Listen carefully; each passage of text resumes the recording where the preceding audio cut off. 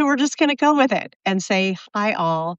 Welcome. The Sunday Salon is typically a paid subscriber benefit for I Write Out Loud, which is my home for creative nonfiction here on Substack. And I write personal essays and memoir pieces about events of my life. But what I really do is I connect the dots between the personal and the cultural and sometimes the political. Um, our stories have the power to move the world because none of us are behaving in isolation, right? So I think storytelling is what may save us all. Politically speaking, here in the US, if we share our stories, it has the power to move hearts, that moves minds, and eventually that can move legislation. That is my point of view, and one of the reasons I launched I Write Out Loud a little, how long am I at now? 2.5 months ago.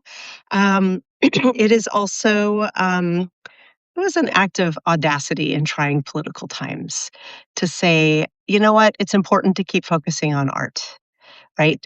This administration, this regime has taken so much from all of us.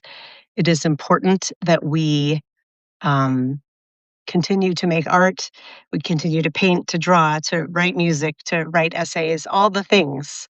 Um, we cannot let them take that away from us. And so that was very intentionally why I set up this space for creative nonfiction. I am thrilled that you are all here. My apologies to my paid subscribers who come every week for what is always a very small, intimate gathering. I believe that I have set this one up correctly, so it's available for all. So we'll just be a welcoming space for many more people today. I need to go ahead and do a couple things here on my computer. Excuse me. I need to come join the chat and I need to open up my notes because, that is how I roll sometimes. This is weird. Where did my notes go? So weird. Let me do a little search here.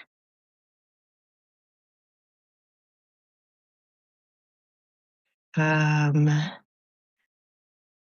this is so strange. I cannot find them, but we may be that may be my fifth mistake today. Okay, I think I've got that there. And um, while I am doing this, did anyone have a chance to catch Saturdays for Sanity with me, with Lawrence, and with Julie Roginski and Michelle Kinney yesterday? Um, it was an epic live. It was 2.5 hours, and it really we really got into it, and we talked a lot about Eric Swalwell and the accusations against him. Did anybody happen to catch it? Lucas says some of it, yes. Boy, that was intense, and it has just really stuck with me. Okay, why am I not showing as being live? Oh, there it is. Okay, I'm going to say a hello here in the chat. Okay, I am all in.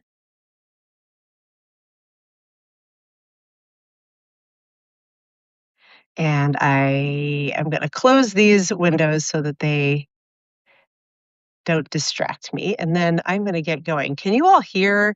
Like it for me has been it has been a really exciting but a really tiring week. And that was why I opted to start 15 minutes later. I was just like, I need a little bit more time. I have been going, going, and going. Have you all had weeks like that as well? Does this week just feel like it's been about 6 weeks all condensed into one? You can let me know in the chat if that is true. Um, Let me see here. Oh, hi, Jason. Hi, Ashley. So many good folks are here. Um, that live is in my list, but you need to find a big chunk of time. Yeah, Linnea, it is a big chunk of time and it's dense. We talked about a lot of stuff. The opening is very funny. It's um, I was skeptical at first, sort of them convincing me that Donald Trump is gay and repressed, and that's why we're dealing with so much of this fallout. It's all tongue in cheek, but it's very funny.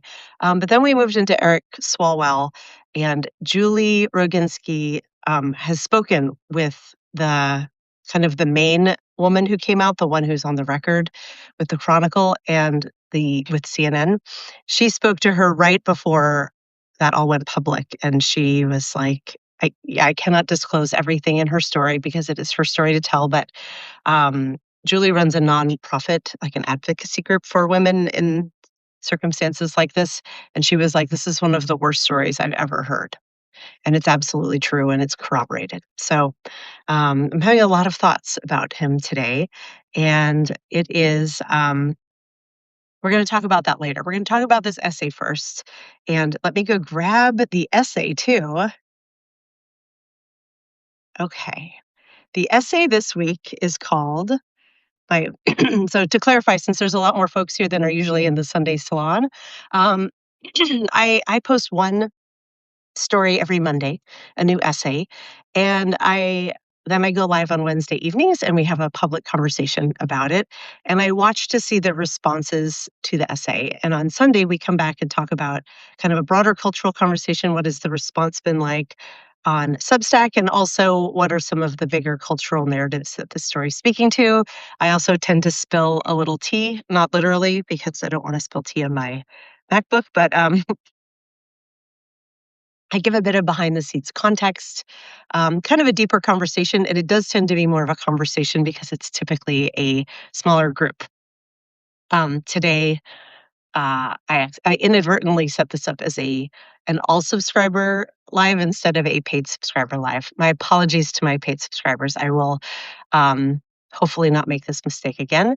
And which is really funny actually, because on Thursday I did the opposite and I set up the Daily Whatever show for paid subscribers only instead of for everyone, and then I had to stop it and restart it.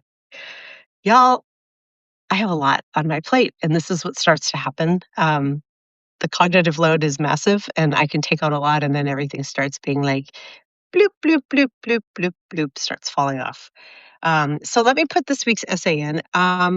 Sometimes the essays, it's a teaser for your paid content. Sure, Jason, I'm doing a great job of it today as I'm like, I'm fucking everything up. Um, but hopefully we will keep it fun and hopefully I can stick with the chat and the comments that you were all providing. So this essay is, I put the link in the chat. If you just click through to Dana Dubois Writes, you will see it right up at the top. And it is called Hello, I Have Amazing Boobs. And it is me being very tongue in cheek, this essay. Sometimes I write brand new essays that I post here, and sometimes I'm sharing ones from my archive. This isn't one from my archive, it's from 2023. Um, most of the essays I write are, it takes an immense amount of head and heart and just an immense amount of time to bring them to life. This was an essay I think I just rattled off in about 30 minutes back in the day and didn't think that much of it. I wrote it because there is or was a publication on Medium called Breast Stories, and I was like, well, clearly I need to be writing for them. And at the same time, I had scheduled my annual mammogram, and that is a test that more than any other always gives me immense anxiety.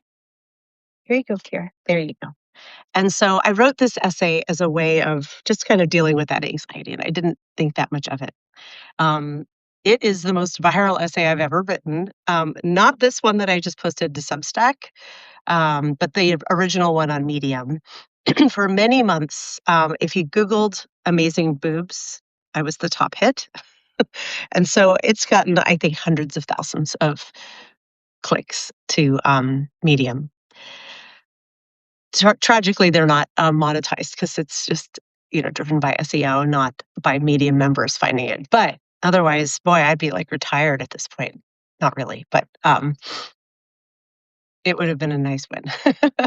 Anyhow, I put the story here on Substack, and when I reshare, like as I said at the beginning, I'm building a home for all of my creative nonfiction. So I'm moving one at a time every essay I've written here, so that there is this archive of the work I've done, and it all has a consistent look and feel. And anyone who says I want to read your work, I can point them here to Substack to I Write Out Loud. And I also go back and I read the essay out loud. I record the audio on all of my essays. You can also listen to the AI one if you want, but I'm recording it the way I want it to sound, plus sometimes some cat or dog noises in the background because, hey, that's where I live. And in revisiting this one, I realized it was about a lot more than just a silly story about my boobs and anxiety about mammograms.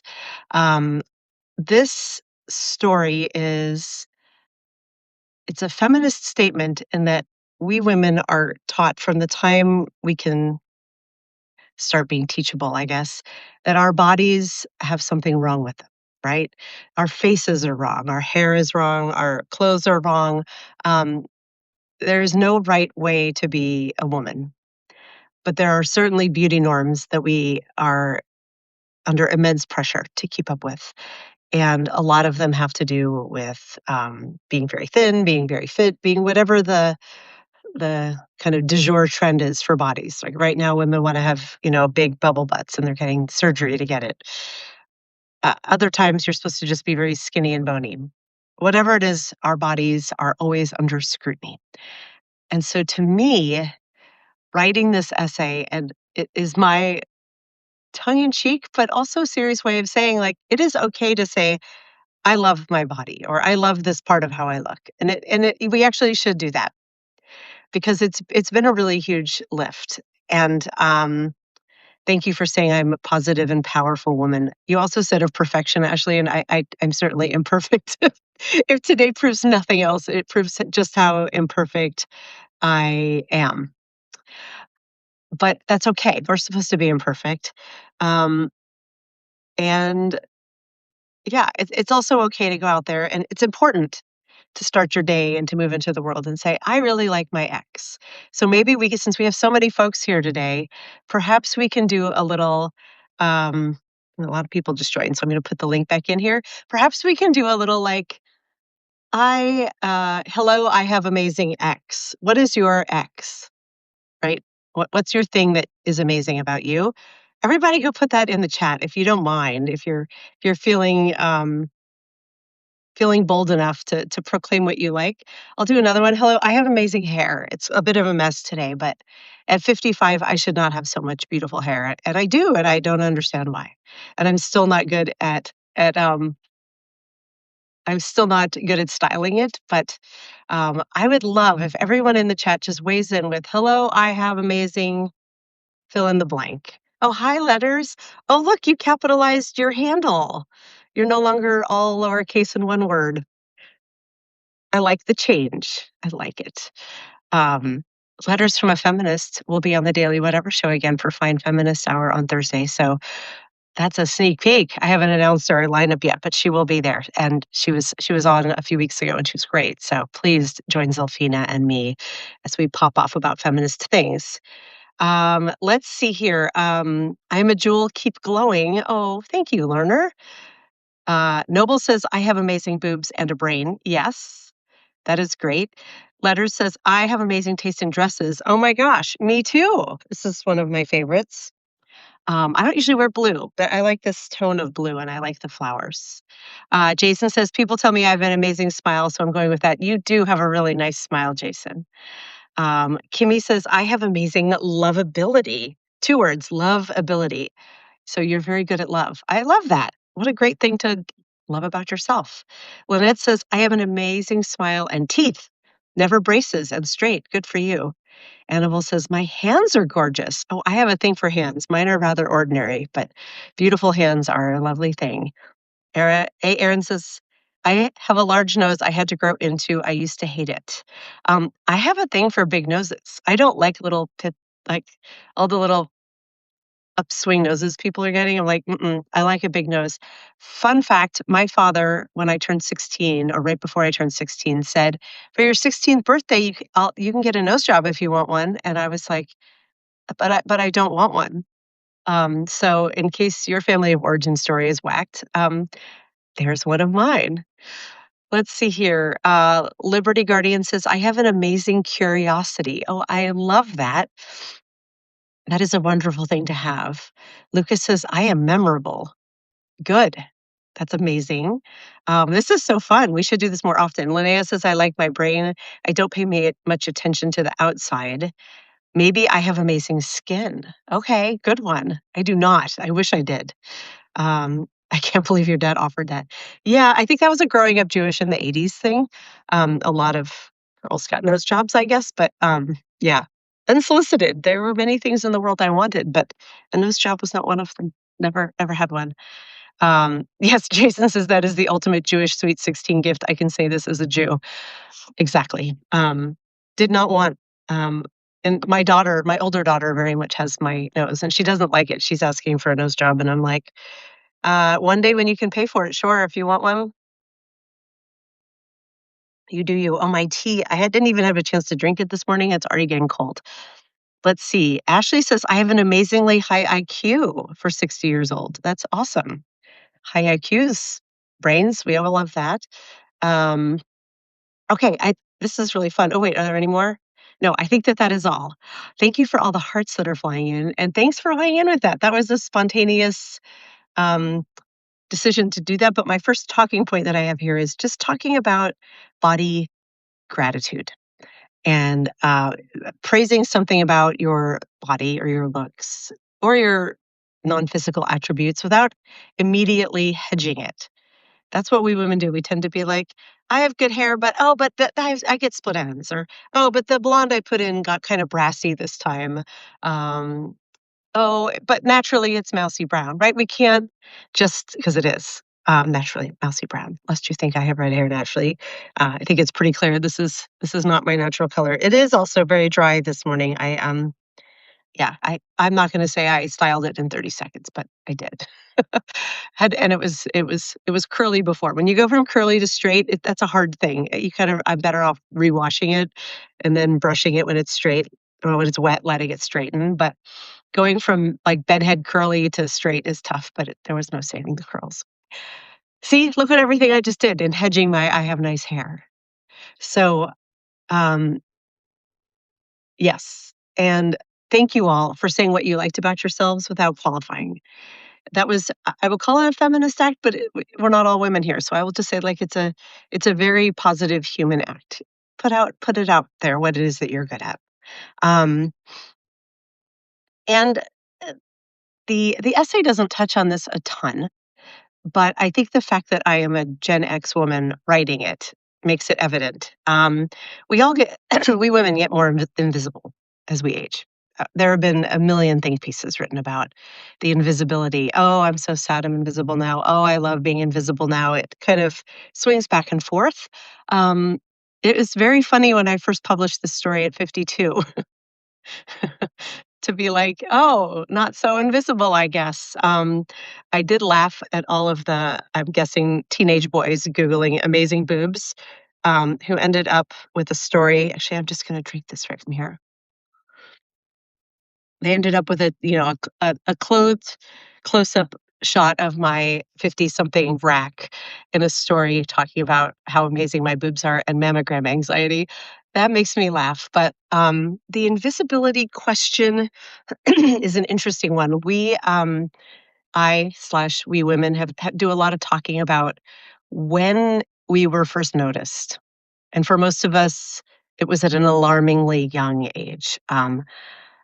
I think I was maybe 10 when I first noticed men looking at me. I certainly noticed them first looking at my daughter by the time she was 10. So we talk about that a lot, but we don't always talk about when do we first start feeling that sense of invisibility, that sense of um, not attracting the male gaze any longer. And again, I would ask the women in the comments this time to weigh in of like how um, at what age did you start noticing and how did you start noticing it? Like, what did you notice first? Um, and I'll wait here to see if any comments come in. I see there's a few from before. Thank you, Barbara. I'm glad you love my hair and the color. Lynette says, my grandmother said you just say thank you when you don't qualify. Yeah, it's a really hard thing for a lot of women, especially to do. Even if someone says, "I love your dress," you have to be like, "Oh, I got it on sale. I da da da." Like you can just be like, "Thanks, this is a great dress." Um, and I have had men, especially online on dating apps, if they say like, "Hey, beautiful, you're really gorgeous," and I'll just be like, "Thank you." They'll get upset if you don't return the compliment or if you don't sort of put yourself down a little. I'm like, "You paid me a compliment. I'm just accepting it." Um, Funny how that could turn against you. So, I was 10, Mason said. My cousin tried to fill me up. I am sorry. June and July says, I became invisible as a stay at home mom, not just by men, but by women too. Oh, yes. That can very much happen. I remember wanting to be invisible because I was like, I am covered in spit up and I am exhausted and I have not slept and or showered and I'm gross. So those early days of parenting are intense. That is for sure. I realized I was invisible during a snowstorm. I was trying to wave down a plow guy. Oh yeah. Sometimes visibility helps and sometimes it harms, right? But I can see how you were like, what do I need to do to get the plow guy over here? Whip off my shirt? Um, I'm being a little tongue in cheek, but if anyone wants to weigh in with stories as we go, I will definitely read those aloud of like when you first noticed that you were invisible and was any part of it a relief. And I've written about this at length, especially in that article, that story. Middle-aged men keep ogling my 16-year-old. Like, that sense of relief of not feeling as threatened because men don't pay as much attention, and also there's a grief in it of like, "Oh, I can't get the attention that I want to get sometimes," especially because I am single and seeking a partner, so there are times when it's like, "Oh, doors are closing," right? Definitely harder to get attention in that regard. Good morning, Bob. Okay, I don't see any more comments here, so I'm gonna move on to the next part of this, which is, um, mammogram anxiety. And, gentlemen, I'm I know men can get breast cancer, but that's pretty rare, so I think this is a conversation that will mostly apply to the breast havers in this conversation or those who have had them, um, before, and, this is where the essay gets kind of real, because for the most part, the essay is very tongue in cheek.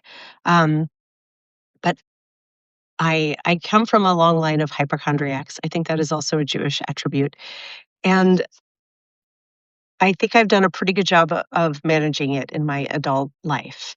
But the one space where I am irrationally anxious is around mammograms. And oh my god, I'm just realizing I've said almost the same thing about dating of like it's a learned response. It's a chronic, um, low key chronic PTSD response based on inputs and pattern recognition. Could say the same thing about dating. But in this case, it's because I had 3 questionable mammograms in a row, and the way it was communicated was scary, and the wait time was scary. So, this is where there's kind of fear under the funny of this essay, and it was it wasn't hard to write because I blurted this essay out, as I said, but it's a little hard to share now and discuss it because I've tried to be mindful that, um, so many women and men, who are battling cancer have faced so much greater anxiety. So, I am, knock on wood, thankful I have not that has not been my experience. I hope it will not be.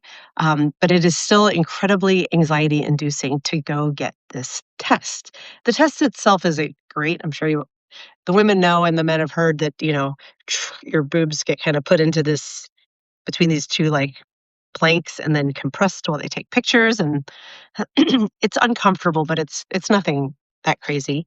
Do you need another treat? Kira needs another treat for this part. She's right. There she is. Have you ever seen such an unkempt little dog? She's going to get groomed next weekend. So for now, she's a mess. Um, so um, the learned anxiety around this is the way that I used to get mammograms, and that I think a lot of women get them, is you go in, they do the test, and you leave, and then you get the test results, usually within a few hours to a few days. And the first few I got, it was just like, looks fine, See you next year. And then I had 3 in a row that were like, we see a mass, you need to come back for more tests. And it wasn't communicated by a human. I remember the first time that happened, it was about midnight. I was at home, I was about to go to bed, and I saw an alert from eCare, which is my doctor's office's online communication tool. And so I opened it, and it was just the raw report, and it said, right side mass, further tests needed. And I freaked out. I mean, like, that was a really scary thing to read. So, went in a few days later, and got an ultrasound, and it was okay. Happened again the next year. Um, and then the next year, the next year it was COVID when that happened. It's 2020. And I couldn't get in for 3 weeks to get the follow-up tests because I'm sure you all remember how doctors' facilities were very backed up because they had to be closed for a while during the very peak of COVID for anything that wasn't like an emergency. So 3 weeks of me being like, "Oh my god, do I have breast cancer?" Um, it was very stressful, and how how to manage the stress that I was already low key dealing with, it just kind of exploded. I went in and it was fine. I talked to my doctor about it, and now when I have mammograms, I go directly to the Fred Hutch Center, the Cancer Care Center here in Seattle, and I just have the first round there. And if I need an additional one, it's all the same day. So sometimes I've gone in and they just send me home after the mammogram. They're like, "You look good, go home." And other times they've been like, we see something, let's take a look. It's a lot less scary to just get that over with in one day and not have to sit and wait for the results and then sit and wait for the next um, test. So I'm going to go to the chat because I suspect women in here are probably weighing in with their own stories.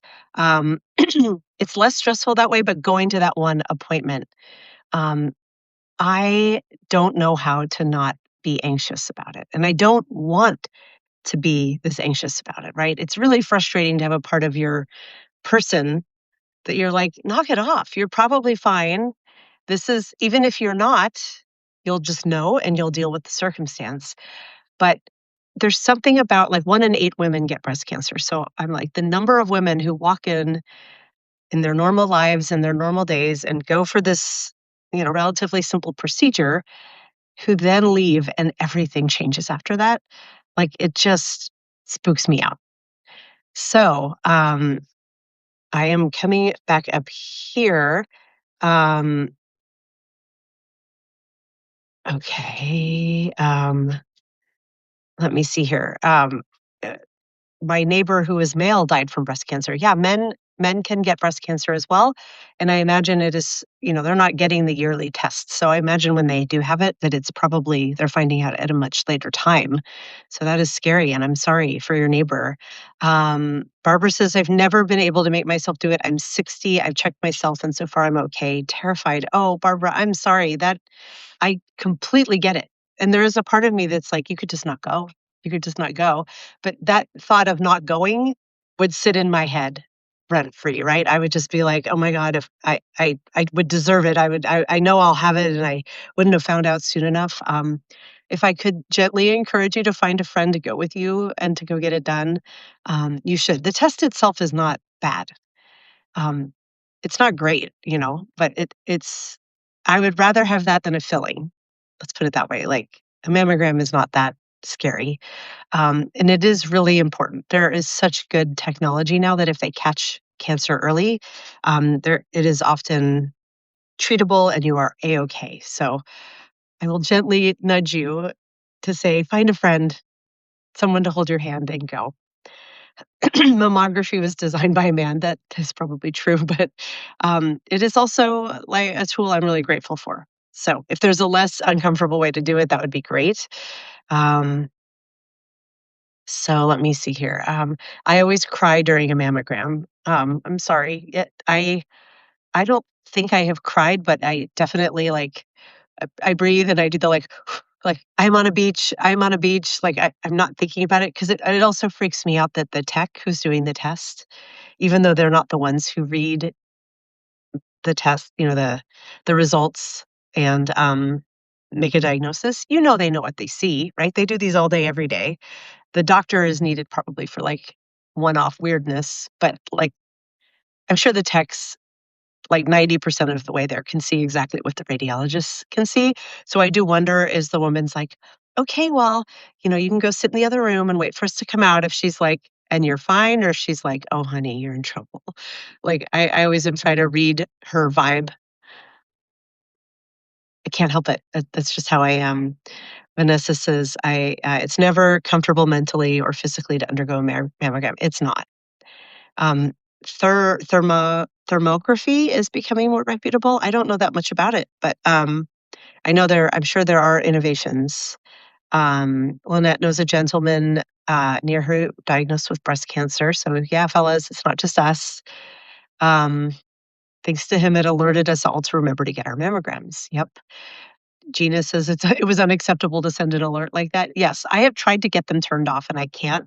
My doctor knows that I'm not a fan, and she does typically, well, she used to jump in pretty quickly with feedback, but I feel like this is a enshittification complaint. I've seen the same doctor since the 90s. I love my physician. She's amazing. But she used to answer her own mail. Like I could get a hold of her and she felt very accessible.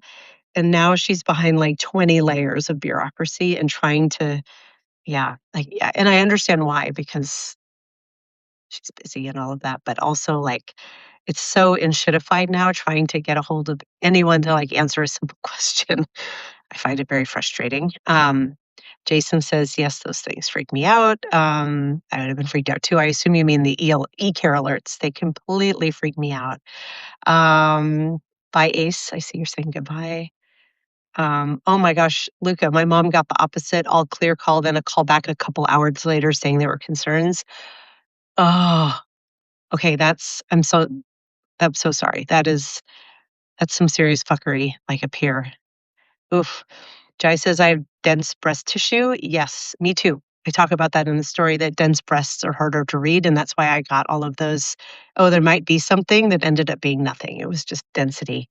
Um, oh, wow. And all of you have so much history in your family. So you're in constant testing and fear. I'm sorry. That is a rough way to move through the world, right? And it's hard to just be like, whether it comes or not, I need to live my life and enjoy my life. And I need to not worry about things I can't control. And I know that all up here. And I know there's strategies, and we can meditate and do yoga and we can walk. But at the end of the day, we have to drive ourselves there and walk there. And there's always like a constant little seed in here. If I don't have something else to worry about, that it will be that. In fact, I need to schedule my next one because I get them done in the summer and they book out pretty far ahead. And I haven't done it yet, and I'm dreading it because then I'll know there's a date and I'll be sitting there with that date. Isn't that weird? Like, I want to put it down and I can't. So that was why that was part of the impetus of writing this story, was like, I just want to have fun with boobs. But yeah, it's a scary thing. Um, okay. Oh, Gina, you went through the same thing thinking it was pancreas, but you're having your gallbladder removed tomorrow. Good luck with your surgery. That is way better than having anything with your pancreas. So I'm glad that you found out the source of your pain and that it's very treatable. So please come back and let me know and let us all know how you're doing. So I hope it all goes well. I know a lot of people have had that done and feel so much better afterwards. So I hope that is your story as well. Anxiety is a bitch. It really is. Julie says, when I was 28, I found a lump on my breast. I'd never had a mammogram at that point. And when I mentioned it to friends at work and had mixed commentary about the actual procedure, some said it was one of the worst things they ever experienced. Others said it was no big deal. That made me quite nervous. Um, I can't imagine it being the worst medical test they've ever had. Like, I mean, I guess if you're young and you haven't had any other medical tests done, but yeah, or maybe if you have like incredibly sensitive breasts, but um, to me, I would say it is unpleasant and lightly painful, but not that bad. Um, but I've been through labor. So, although 2 C-section babies, so I've been fully through labor, but still labor pain, like, now when they are like, "Scale of 1 to 10, how bad is your pain?" I'm like, "I have experienced unmedicated contractions." So, like a lot of women, our pain scale is, it just changes exponentially after that. So, I have 6 sisters, so the odds are not fun. Yeah, that's I never thought of it that way, but yes. Um Let me see here. I have a functional medicine doctor. I talked to her. She's been encouraging me to get in there and do it. Yes, Barbara. That I am with everything like eh, just my wish for you, just go do it. You'll feel so much better after you do it. Um, I used to perform mammograms back in radiology school. It's barbaric. Would we do this procedure to testicles? Ow. I never thought about it that way. I My understanding is that testicles are a lot more sensitive and it would be excruciating. Um, at least for me, it is not excruciating.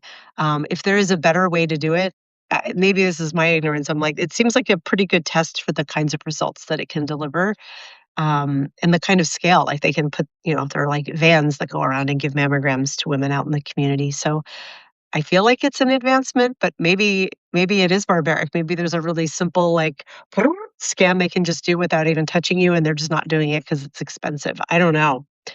Um, Colonoscopy prep is so much fun too.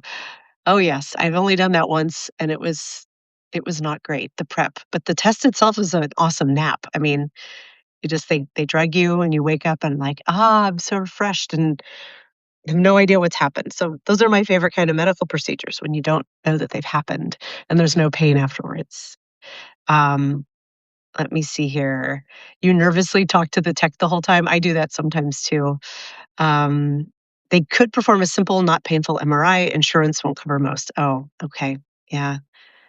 Vanessa, as a thyroid cancer survivor, early detection is the key to survival. Always have a mammogram done every year starting at age 40, unless family history that requires earlier detection. Very well said, and I'm very glad that you are okay. Um, they always tell me to hold my breath, and when they do, I suddenly have to breathe. Yeah, whatever they tell you not to do, it's so tempting to need to do it, right? Um, I'm done with mammograms, hit 71, so no more, but definitely do it. I did not know that you get done at a certain age. My mom still gets them, and she's almost 80. Um, I didn't know. Oh, I would love that. Sort of like, a benefit of aging. There aren't that many of them. But yeah, if there's a certain age at which they're like, "Yeah, you're fine," then that would be great. Um, I'm 50 and have not had one. I should. Thank you for sharing about this. Yes, please do, Heather. One of my dear friends at 50 just had her first one, and she's part of like a PPO, and they don't recommend them till 50. And I was like, "Girl, I think they've been lying to you for 10 years. You're supposed to start these at 40." But hers came back fine. So definitely go do it. Mm. And I just realized that my cup matches my dress, and I did not plan that. It was just the only clean one on the counter. That's funny though. So, oh my gosh, y'all, the comments here are amazing. Y'all are just going off because women's health care doesn't matter to billionaires. Yes. Um, Closed MRI is bad. Yeah. Oh, MRI machines freak me out because they're so loud and you're in that tube. Yeah, I've only had a couple and I have had to always be like, yeah, I'm on a beach. I'm on a beach. I'm on a beach. They freak me out. And a thyroid biopsy doesn't sound great either. Yeah. Oh. Um Lucas says, get one of your daughters to schedule your appointment, but not tell you until the night before so you can bypass the anxiety a little. That's actually not a bad idea. And my eldest is 18 now and is starting to book her own doctor's appointment. So she actually could. Um, okay. So Julie says it was not bad at all that your coworker was a drama queen. It just feels like a bit of a squish. But she watched her grandmother lose both her breasts, and the women in her family died of breast cancer. So, yeah, that all the more reason to do it. I'm glad yours all I see you had some more testing done, but I'm glad it all ended up okay. Um, Okay. Aaron says, if you're nervous about privacy, I worked in radiology for 7 years, never even saw a mammo film. It's incredibly compartmentalized. Well, that's good to know. Um, okay. And MRI is not fun. I cried in my last one. And a PAP ends when you're in your mid 60s too. Okay. Um, yeah, those have become a lot less frequent for me. Those are not. I think well, I don't get anxious about PAPs, but and I don't know why. Like it could be the same result, but only one test makes me anxious. But I think the actual test itself is like I would rather have undergo a mammogram than a PAP smear. My personal bias. Um, okay, through the BC screening program, if it's good enough for Canada, it's good enough for me. If it's always negative, then it's 70, no more. Okay, sweet. So I've got 15 more years to go, though. Okay. Uh, oh, people with fibromyalgia cannot withstand the pain of mammogram. I'd never thought about that. That makes sense. I hope that they get other tests, women who are dealing with fibromyalgia. I'm going to come back here and check my notes because I have more topics I wanted to talk about. Why this essay resonates. So this is my most read piece ever. And honestly, I think it's just because of the title and the picture, because I don't know how far all those tens of thousands or hundreds of thousands of readers went through the essay itself. Um, but it's interesting. So this is actually my third time sharing this essay. It originally posted on Medium, and that's where most of the traffic has been. When I first joined Substack about a year ago, I posted it then. And even though I had very few followers or subscribers, I was like, well, this is probably a good way to get people's attention and get some. And it really did. Substack ended up censoring the image, like you had to click in to see it for being like obscene, which is pretty funny to me. Um, Here, let me because a lot of folks have joined, I just realized I'll put the link in the chat again. And it did what I like to call jump the wall, where the red pill side of Substack got a hold of it and started sharing it and being like, "Oh, look at this woman." Like, first of all, I got called ugly, I got called fat, I got called unfuckable, I think. But I also just got called like the the thing that was more prevalent was like, "Oh, this is all women are their bodies. Like this is just living proof again. Women, are useless other than their bodies, and this is proof of it that this woman's doing this." And I was like, no. And also, like, I can't deny that there is an attention-seeking economy that we women benefit from, and that's fine. Um, how do I reconcile that? Is like I sort of I am fine with it. I am. Um, it is. I wish more people would click through on the really brainy, thought-provoking headlines. But if you say boobs, they're more likely to. So every now and then, I will say boobs, both because it's a topic of interest to me and also because I recognize that it will drive traffic, and I'm okay with that. Um, but interestingly, this time around when I shared it a year later, even though I have, a far bigger following, I have the Daily Whatever Show, I Write Out Loud, I'm contributing to other publications that make my numbers very large, even though I myself do not have anywhere near that many subscribers. All that said, this story was far quieter. No red pill, no hop over to the other side of Substack, and just far less traffic, far fewer, yeah, less traffic, fewer comments. That's correct grammar. Fewer restacks, just quieter, and that has been a universal. So, if anyone is out there trying to grow their Substacks, a pro tip: Substack is not super interested in promoting long form writing, as far as I can see. If it gets viral, it can go very viral. I just had Lindsay Hall on the Daily Whatever Show last week, and her essay kind of went through the roof, and Slate found it, and the New York Times found it, which is awesome. It's a great essay. It's harder and harder to do. I feel like Substack's focus right now is on lives and it is on notes. If you are trying to grow, you need to figure out how to master those spaces and keep writing. But that has been my experience. If you did enjoy this essay, if it spoke to you in any way, or if you hated it and you want to share why, please restack it. That is the way that it things grow. This one has been more popular than my other recent essays in terms of comments and restacks and just views, but it is still far smaller than most of the notes I write, which are like, 2 sentences. So, I am on a mission to make Substack care about writers again.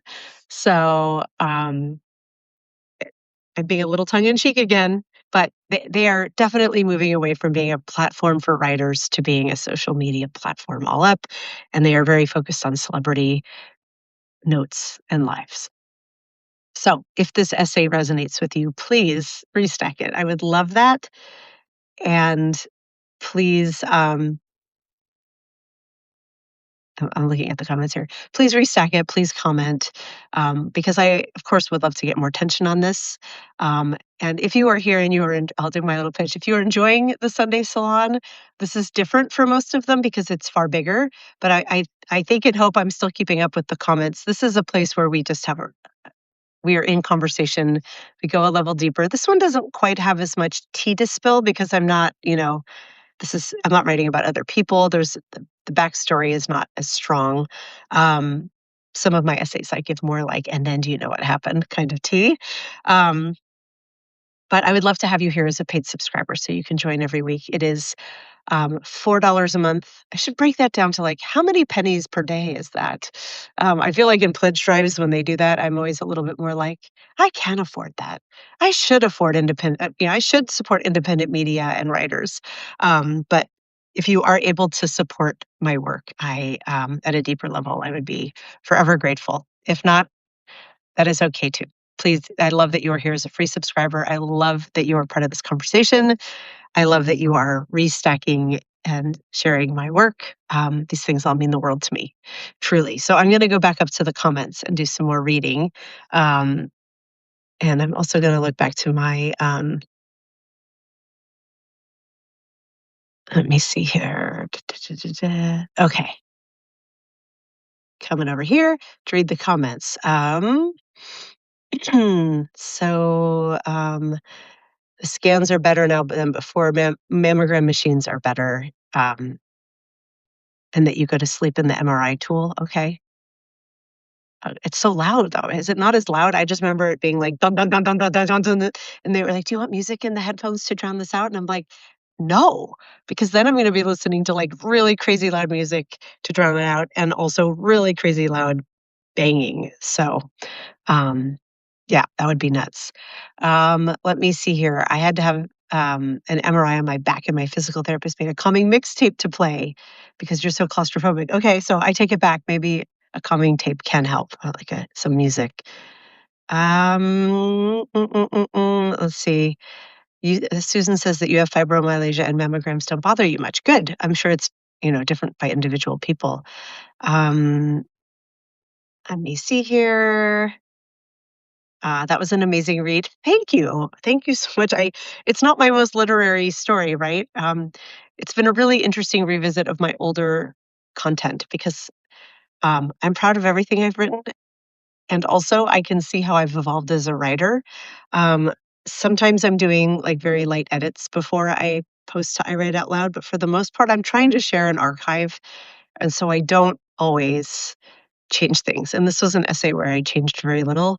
And I'm like, it's a little silly, but I like it. The essay that I'll be sharing for next week's I Write Out Loud tomorrow is also from 2023. And I was like, oh, I would have done this a bit differently now. But then I was like, nope, you can write another essay another time. Share this one. I did just some light edits, but it's a topic I'm also very excited to get into next week. Okay, Linnea, unfortunately, I have to go. Bye, Linnea. We'll just be a couple more minutes. You're not missing much. Jai says, it's a great essay. Thank you. My brain doesn't retain much right now, but we need more voices like yours, Dana. I wish I were as brave as you are. Thank you. Is it bravery? I don't know. Thank you. I'll take the see, I'm caveating it from the beginning when I said we women need to learn to take compliments. Thank you, Jai. That's a very kind thing of you to say. I write out loud, I live out loud, I speak out loud. So out loud. If it's brave, I'll take it. It is all about live streams now, Jason, and notes. I have been you all have probably noticed that I've been if you're reading all of my work, or I shouldn't say if you're reading all of my work, but if you're on Substack a lot and you see my notes, I have been playing with formats to see what works. And once I have a month or two's worth of data, I'm thinking about giving like a little mini class, like a quick master class in what I've learned about note writing because my notes, my God, I'm going to sound like an ad. My notes before weren't performing at all. But now I'm driving X number of new subscribers every week with my notes writing. Was that like a good cheesy salesperson voice? I feel like maybe I nailed it. But I am trying to learn. So if once I have um, some data, some proof points, I guess I may do that. But notes are definitely they're the first thing you see, right? When you log in, you're no longer. I don't see a whole lot of stories. I see a lot of notes. Remember, Julia Roberts used her boobs and Aaron Brockovich to get what she wanted. It's been so long since I saw that. I don't remember. Gina says, I'm glad I found you, Dana. I'm glad you're here, Gina. Please come back. I'm live every Wednesday at 7 p.m. Eastern, 4 p.m. Pacific. That is always a open to all subscribers live. And then this Sunday one is usually paid subscriber. The Sunday Salon is a more intimate group, but today we're about 150 strong and counting. So you get a sneak peek of it, everybody. So thank you for being here. And my apologies to my paid subscribers. Like I really do look forward to our small gatherings every week. And I gotta get some more sleep and get this brain locked back in. Okay, let's see here. I came to Substack because I got a creator to give me a free subscription due to my financial situation. So I followed them uh, here now that they have their own app. So you followed someone here, Lynette. That's cool. I see you around all the time, Lynette. You are a valued member of this community. It's been so nice getting to know you online. Jai says I cancel other things and work down my list of Substack people instead. I just I just subscribed to someone one yesterday and one today. No, one Friday and one today.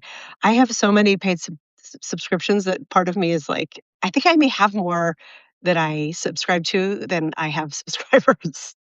But Qasim Rashid is running a sale because it's his 2-year anniversary is right before the Daily Whatever Show's 1-week anniversary. And I just think Qasim is doing such important work and he's such a good guy. He has come on the Daily Whatever Show before. I think he's going to be coming back. He's wonderful. I love his work. And then on Friday, who did I support? Oh, our guest, Ann P. Mitchell Esquire. She's an attorney and she is the unofficially official lawyer for the Daily Whatever Show now. So she's so grounding in these like insane and unprecedented political times because she gives legal context of like, yeah, like that doesn't matter what they're squawking about because legally they can't do it. So I really appreciate her work. So I subscribe to her as well. So if you need ideas for, I should publish everyone I subscribe to and why. That would be a nice gift. I'll put that on my to-do list as well one of these days. Let me see. Good morning, Stacy. Hello, Allie, and happy Sunday. I have 3 or 4 here on Substack because of my birthday money. I love that. Happy birthday. Music helps but doesn't drown out the noise of an MRI machine. Yes. There is open MRI for claustrophobic people. I did not know that. That makes me feel better for the next time I need one. Um, we all need to be sedated simply to live through this awful timeline. I would be interested to know how sales of like antidepressants and anti-anxiety meds have gone up because of Trump. I would think there's a 1-to-1 correlation. Okay. Oh my God, there's so many comments here. I'm gonna kind of go quickly.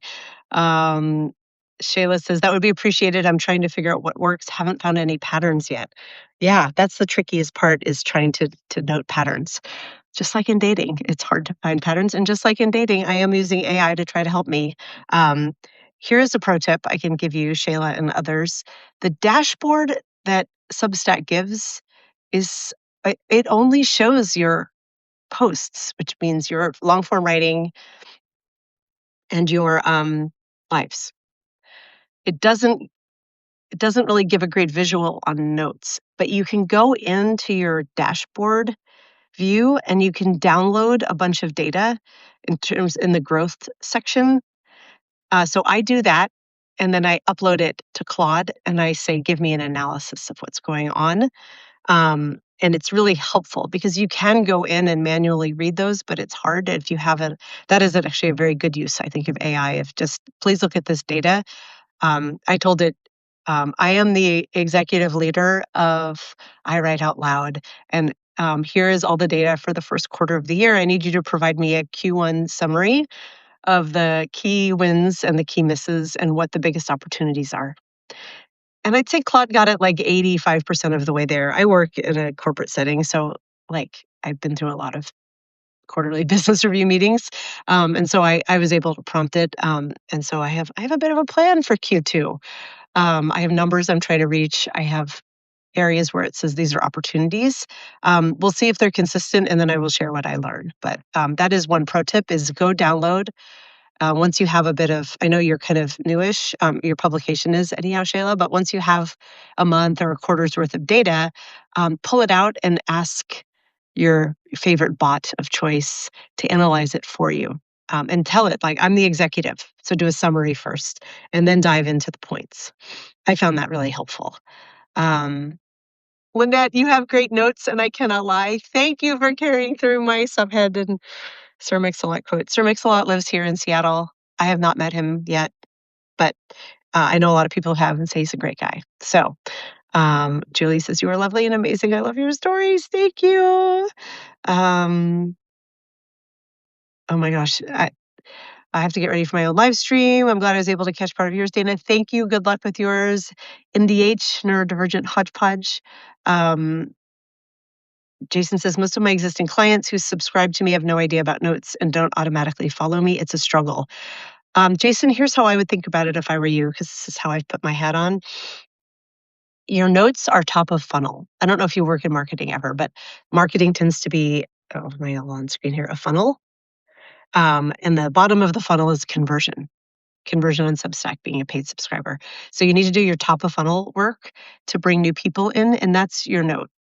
So don't think of your notes as the thing that's supposed to drive new subscribers. That's the top funnel versus bottom funnel. Think of your notes as bringing in new people to discover you. And then once they're there, then you start, then hopefully they start getting your emails. They start seeing your other notes. They might dive in a little bit more, get more interested. For you, Jason, I imagine conversion is somebody booking a trip with you. Jason is an amazing photographer, you guys, and he leads photo tourism, photo trips around the world. That's a way higher conversion point. I think you should measure that privately, but through Substack, you can measure how often they become paid subscribers. But start with the notes just to build up your free subscriber base. That's what I would do. Or that's what I'm doing and how I'm thinking about it. That was a really helpful reset because I was thinking of notes as like, I need to drive people to read my stories. I need to drive them to come to my lives. And I still do that sometimes, but I'm also like, no, notes is where people start discovering my mind and what I stand for. And hopefully once they do that, they become more interested in my writing. It's a path end for discovery. Maybe I am ready to teach that class.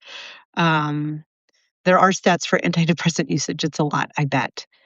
And yes, I want to see all the mental health metrics. I agree. Although, as everyone's losing their healthcare, who knows if there's metrics around that because they may just not have access to healthcare professionals or medicine because they can't afford it, right? You are welcome for the tip, Shayla. I know this is supposed to be a paid subscriber chat where I give that, but you're all getting a free taste of the paid subscriber Sunday Salon because of my mistake. You all benefit, and I'm thrilled to have you all here. Honestly, it's really fun. I'm kicking myself because I'm finding I'm making all these little mistakes, and I don't like it. I got Darvin says I got Claude after your talk. It's cool. I'm so glad that you like it. I still think it's important to use Claude and not to pay for ChatGPT because of their political stances. Though I have to admit, like Claude is a Claude, CLOD. Like 10 to 1, ChatGPT worked better for me as a writing and editorial assistant. Um, Claude is fucking stupid. I spent half my day yelling at Claude. Claude cannot remember things, even when I put them in the same project. Claude makes really bad mistakes all the time, and when I call it out, it says, "My bad." Claude is basically like my menopausal drunk friend who's trying to help me, sort of. It's really weird. Where ChatGPT is, like, overeager, at least it has a way better memory. I find that Claude feels more like I'm working with a person who's not very reliable, and, I'm finding it very frustrating. So, I'm over a month in, and I'm blaming myself because I'm like, "The bots are only as good as you can train them," and apparently swearing at them doesn't help, but I cannot get Claude where I need Claude to be. I'm still working on it. I may eventually write about this because I don't understand why everyone's having success with Claude and I'm not. So maybe if you all have tips for me, that'd be great. But I'm still pretty committed to this. Claude still needs a lot of training. Users still need to use caution with the outputs. Absolutely. But I have dumped so much training into Claude. And then Claude will be like, um, okay, but I don't know what that is. Claude also cannot tell time or know what the date is. And I find this so confounding. It'll be like, "Why don't you go to bed and sleep on this?" And I'm like, "Claude, it's 10 in the morning. You're on my phone. How do you not know what time it is?" Um, and it'll be like, "Well, we posted this a week ago." And I'm like, "Claude, we posted it yesterday." Like, I don't understand. Like, of all the things not to be able to keep track of, time feels really weird to me. So, yes, all outputs need to be treated with caution, all of this stuff. Um, Chris says, "I think of notes as the social media aspect of the platform, and posts are the publishing part." Beautifully stated. That's exactly what it is. I mean, you nailed it. It's for brand awareness and it is for growth. I've had a couple of notes go like viral by my standards so far. Um, and they each one brought in, I think, almost 30, and the other one brought in about 50 new subscribers, all free. But I will take it. Though that's it, even though that's not huge. I Write Out Loud is tiny. I know that's hard to tell because I am a contributor at Blue Ant Media, so their numbers reflected my numbers, and that's why it shows I have over 500,000 subscribers. To be clear, I Write Out Loud has, I'll tell you exactly how many, around, I think we're about to hit 2,200 subscribers, which is immense growth for a memoir publication for an unpublished writer in just 2 months. But it is very small in terms of Substack. I'm at 2,230. I had a really good day yesterday. I forgot, so I crossed 2,200.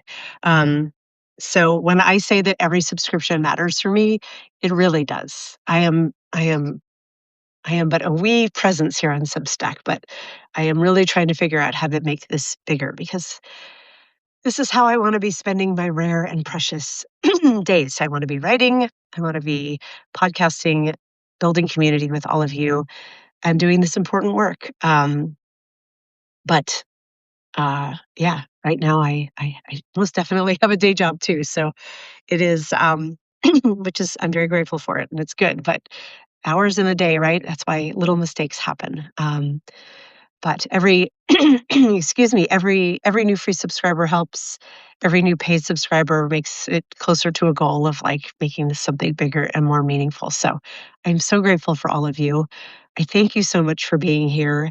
Um, can we give a last hurrah for Boob Week? I mean, I'm kind of wearing a bussy dress. I mean, it's funny. This is just a dress from the company Pact, Pact. I don't know if you know them. They're online and it's they sell kids clothes and women's clothes. And it's all very like organic cotton.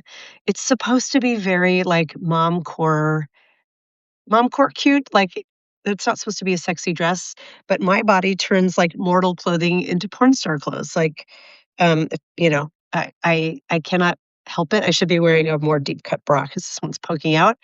It makes me laugh that I'm like, yeah, that should be a wear to work dress, but I cannot wear that to work because It looks obscene. Um, it is a blessing and a curse. So, this is the week. I had a lot of fun talking about my boobs. I appreciate you all being here to celebrate in that with me. And I have to say, I got no negative, like, this is gross comments. I probably lost a few subscribers. I do, every day I lose one or two here or there. Maybe it offended a few people, but overall, like, this was meant like universally with just positive feedback. So thank you for being an awesome community, Substack. Is there a boob emoji? There should be, and there isn't. Ken says Claude has been helpless. I have to read this because I'm very curious. Hopeless for my historic novel. Chat has been helpful, but loves to change character names and wants to lead me away from true facts that I've established through hard work. Yes, I have found that Claude is a better writer so far. Sorry. ChatGPT is a better writer. Claude is really lazy as a writer. It'll be like, why don't you just write it? And I push back and I'm like, because Claude, I'm asking for your help in crafting this. I need you to take a first draft at X. Like I am, to be transparent, the show recaps for I Write Out Loud and for the Daily Whatever show are largely driven by AI. Lawrence and I discovered very early on with the time we were 6 days a week. Now we're 5 days a week, and everything else we do. The show recaps aren't read a whole lot. I don't think. I think people just go and click the video, and so that is an output from ChatGPT and now Claude that I just edit. But I need the bot to get it 80% of the way there, and when it just comes out and writes like, "We had a guest on. It was good." Like, this is not helpful. I already know that part. Please write something I can work from. It is pretty frustrating. So, um, Dana and I go back a ways with the whole melon thing. Yes, big melons. We can just say that again from a previous essay. Jason, thank you for the little. It's not an emoji. What are those, like, emoticons? What is it called when you use characters on a keyboard to make something? Heather says, packed is lovely, comfy clothes, lovely dress. Thank you. I have 3 of these dresses. I love them. It's the fit and flare wraparound. It has like the little cap sleeve, and it's about knee length. Yeah, I have 3 of these. I love them. They're so easy to put on, and I think they're cute. I wear them on dates. I think they're like sexy little dresses without being like va va voom. They're just like quietly sexy. My favorite kind. Um, Rachel at this one voice. Oh, hi, Rachel. I didn't know you were here. You always drop a transcript into Claude. Yes, you download the transcript and say, summarize this for me, and you give it rules about what you want the summary to have. I find Claude is immensely frustrating with it. I'm going to give I'm going to give it more time. But most of my day I spent being like, you're a fucking asshole, Claude. Why can't you do this? Claude, I already fucking told you that. And it'll be like, my bad. My bad is the funniest to me because I'm like, that is not how a bot is supposed to talk. You shouldn't have a bad. Um, this is the essay. Sorry, I know I said we were going to go, but one last thing. I will probably write an essay or at least a longer note, or I'll go do a live and clip it. But we Gen Xers think of technology as like a calculator or an Excel spreadsheet. Like, to me, if it's the advantage that technology has over people is it's consistent and it's accurate, right? Like, you wouldn't input figures into a calculator and then be like, I'm not sure if this division is correct. Like, it would just be correct because it was a calculator. Same with a pivot table. You tell it what to put in each field and you look at the numbers and you're never like, oh, I don't know, Microsoft might be having an off day and this Excel file might be wrong. AI is not that. And it's a huge mental model shift to say, this is not a computer. This is my menopausal drunk aunt who didn't get enough sleep last night taking a guess at how to do this work based on the inputs I gave it. And you really have to shift how you think of it, where you have to challenge everything it comes back with, even though it's technology. And it feels like technology should be knowable and consistent, but it is not. So that's like the mental model shift we have to do here. And ask it if I owe anyone an apology. Yes. It's a weird world we live in. You ought to try local Gemma. Smaller models don't hallucinate nearly as badly. I'm not familiar with local Gemma. I don't know what that is, Rachel, but I suppose if you're recommending it, I better go look. My biggest problem with chat is when I ask for a no holds barred critique of a sentence or paragraph, it gives effusive kudos, and I feel like I'm being shined on. You can train it to not do that because I have done that. Back when I was paying for ChatGPT, we did a lot of work of like, I never need you to praise me. I never need you to write this many bulleted lists and pop off like, yes, blah, blah, blah, blah, blah, blah. I'm like, I just want the facts. Please. I don't typically say please to my bots, but like just the facts. Cut all this shit out. And it did it. For the most part. It'll retreat, but you can commit that to its memory and it will remember. Um, if you're just like, I don't want the praise. Don't lead with the praise, just the facts. I have gotten it to succeed, but it's not consistent. It is not a calculator. It is a menopausal drunk ant. Sarah, try wool and. I have a wool and dress that I got as a hand-me-down from my friend, and I love it. I want the short sleeve one. I have a long sleeve one.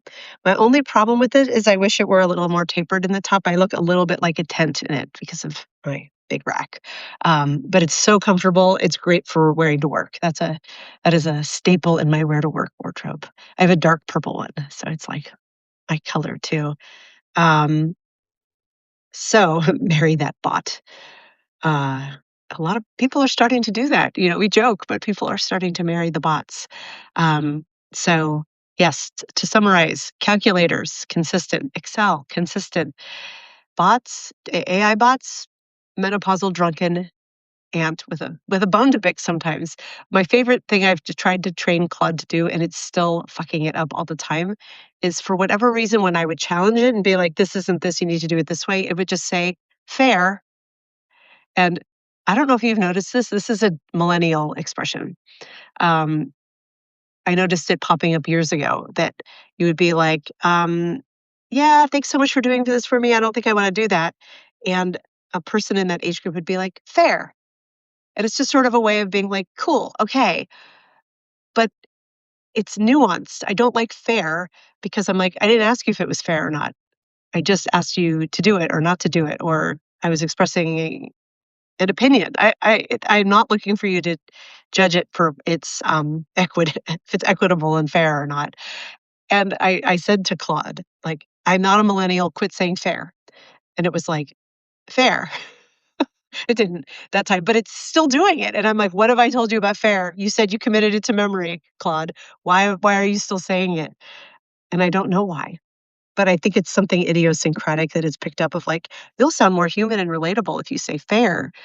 But I hate it. So Notes, I just ran my data through Claude. Notes is an actionable lever. Yes, and Shayla, we can talk offline too just about like what I have found so far that's working or not working. But one of my bits of advice is like find notes that are performing. Use Claude, put them in there and be like, these are notes that are performing really well. These are themes I want to be talking on. Can you use this? What is it that you see in these notes that's making them more successful than mine?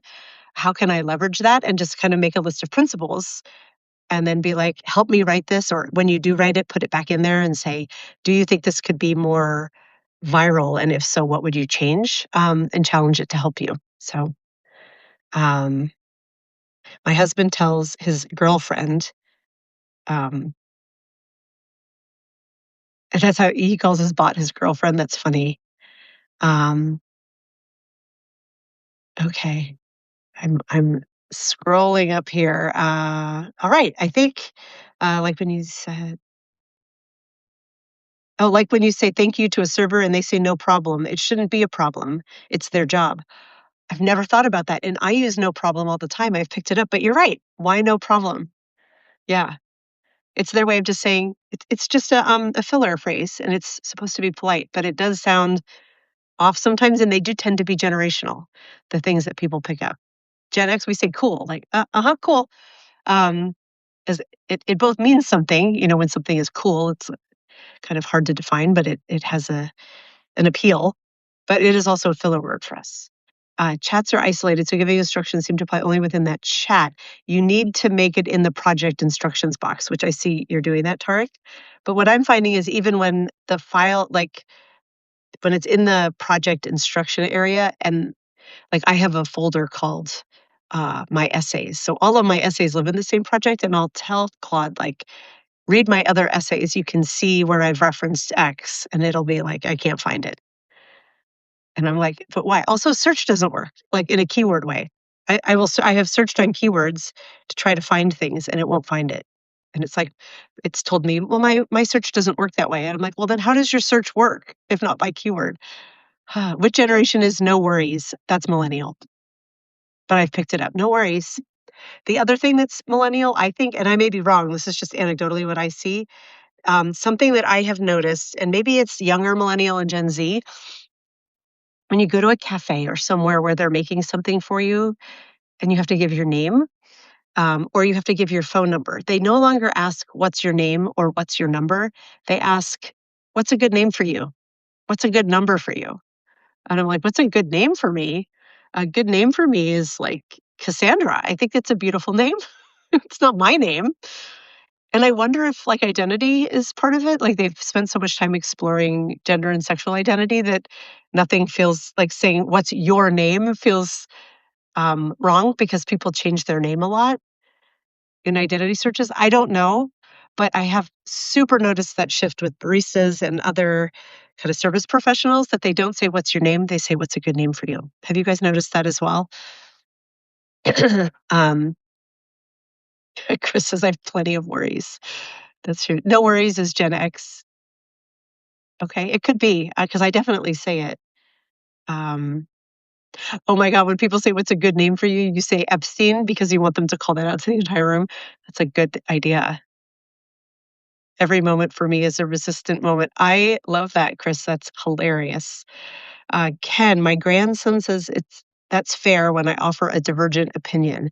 At least for him, it seems like an offer of I hear you. Yeah, that's what that's fair means. It means, yep, I get it, and I'm with you. But there is also a judgment with it of like what you're saying is fair, and I'm like, well, I didn't ask you if it was fair. I just am. Um, but I also acknowledge it is a nicety. So I'm having a little fun here. Um, here in Canada, I've heard many people, mostly young, who say "of course" when thanks. And I first heard it in Ireland a few years ago. Yeah, I've heard that too. When you're like, "Thank you so much." Of course, I say it, and I've heard it. And I've also noticed and have used "I appreciate you," which is a step further, and I really like it when someone is like, oh my gosh, you made me this great coffee. This is so wonderful. And they're like, I hope you have the best day. And you're like, I appreciate you. Um, I think it's kind of fun to be a little over the top like that. When a cashier asks me, can I see an ID? I ask if they want mine or someone else's. Exactly. Can I see an ID? What's a good name for you? It's all very ambiguous. Like, just say you want my ID and you want what is your name?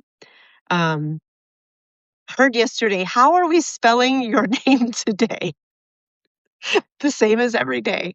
It is an a forced ambiguity that's addressing a softening of language and a softening, I think, of gender identity and name acknowledging that identity is fluid with the simple question of just what's your name. I don't hate it, but I do notice it, and I'm glad I'm not the only one. Yeah, I think this is a fact. I may write about this, or maybe one of you will if it inspires you.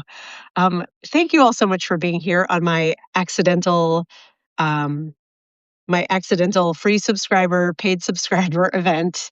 The Sunday Salon, as I said earlier, is usually a paid subscriber benefit of I Write Out Loud. It is generally a very small, intimate gathering and conversation. It has been lovely opening it up to a broader group, even if I did it by accident. I appreciate having all of you. I appreciate you. Um, Fair.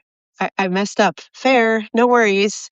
Um, I've loved having you all here today. If you have enjoyed this conversation, I welcome you to join me on Wednesdays, where I have my free subscriber lives every Wednesday at 7 p.m.